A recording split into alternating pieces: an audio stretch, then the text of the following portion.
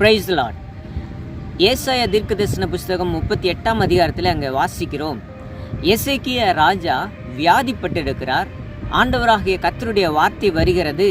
அதை குறித்த கலக்கம் அடைந்த எசேக்கியா தான் இந்த உலகத்தில் இன்னும் வாழ வேண்டும், இன்னும் ஆண்டவருக்காக உண்மையாக இருக்க வேண்டும் என்று சொல்லி கர்த்தரை நோக்கி சுவர்ப்புறமாய் திரும்பி, ஆண்டவரே நீர் என்னை காப்பாற்ற வேண்டும், நீர் எனக்கு இன்னும் என்னுடைய ஆயுள் நாட்களை நீர் கூட்டி தர வேண்டும் என்று சொல்லி நம்பிக்கையோட அவர் ஜெபித்த அந்த ஜெபம், கதறுதல் எசேக்கியா ராஜாவை சந்தித்து ப்ளஸ் அண்ட் ப்ளஸ் என்று சொல்லுகிற விதத்தில் கர்த்தர் ஒரு ஆசீர்வாதத்தை கொடுத்தாருங்க.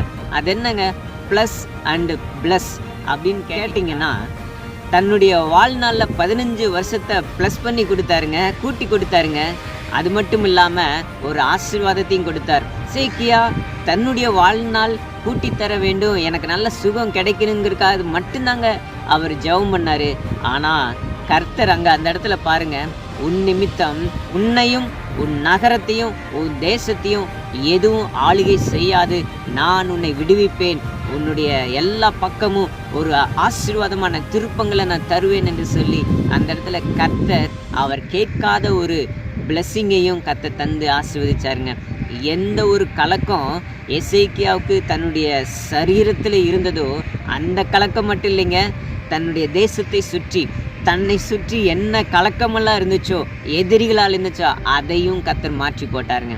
எனக்கு அன்பான தேவ ஜனமே, இன்றைக்கும் எப்படி எசேக்கியாவுக்கு ப்ளஸ் அண்டு பிளஸ்ஸிங் ஆண்டவர் கொடுத்தாரோ, அதே போல் இந்த செய்தி கேட்கிற உங்களுடைய வாழ்க்கையிலும் ப்ளஸ் அண்டு பிளஸ்ஸிங்கை கர்த்தர் கட்டளையிடுவாராக என்று இன்றைக்கு இயேசுவின் நாமத்தில் உங்களுக்காக நான் ஜெபிக்கிறேன். உங்களுடைய வாழ்க்கையில் எதெல்லாம் ப்ளஸ் பண்ணணுமோ கர்த்தர் ப்ளஸ் பண்ணுவாராக, எதெல்லாம் ப்ளஸ் பண்ணணுமோ கர்த்தர் இன்றைக்கு ப்ளஸ் பண்ணுவாராக. உங்களுடைய மனதையும் உங்களுடைய இருதயத்தையும் உங்களுடைய எல்லா சிந்தனைகளையும் குழப்பி கொண்டிருக்கிறதோ அந்த விஷயம் இன்னைக்கு முடிய போகுதுங்க. கர்த்தர் இன்றைக்கு ப்ளஸ் அண்டு பிளஸ்ஸிங்கை கர்த்தர் கட்டளையிடுவார்.